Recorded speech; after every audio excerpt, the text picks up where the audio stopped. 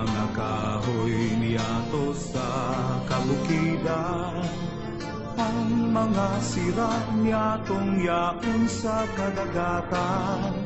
Sila gabos nangangaiko kang sa tuyang pagatamaan, pagmangno, pagmakulog, asin pagkamuo.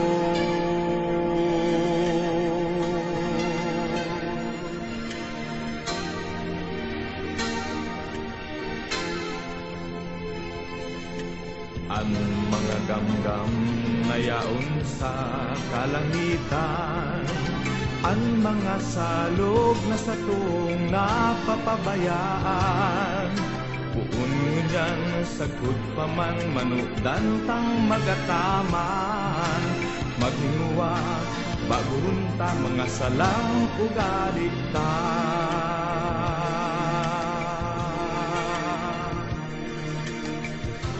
Ang kapalibutan sa kabikulan, sa tugabos na atamanon, sa ngaranin Ama, ang kagibo kaglalang, durungan kita magkasararo sa pagkataman sa indah.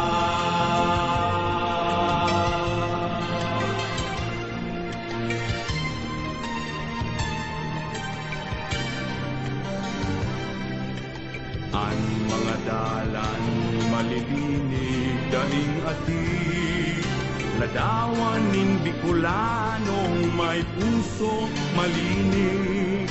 Puon ngunyan sagud pa man magdanay ang karahayan, pagmangno, pagmakulog, asin pagkamuo.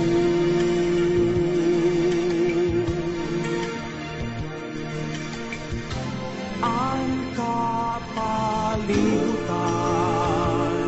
sa kabikulan, sa tugabos na atamanon, sa ngaranin Ama, ang kagibo kaglalang, durungan kita magkasararo sa pagkataman sa indah.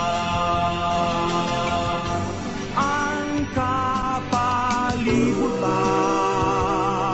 sa kabikulan, sa tugabos na atamanon, sa ngaranin Ama, kagibo kaglalang, durungan kita magkasararo, magmaigot kita magkaburunyo, ipamate ta ang pagkabikulon sa pag-ataman sa indah. Ipahiling ta, tunay na Bicolano kita.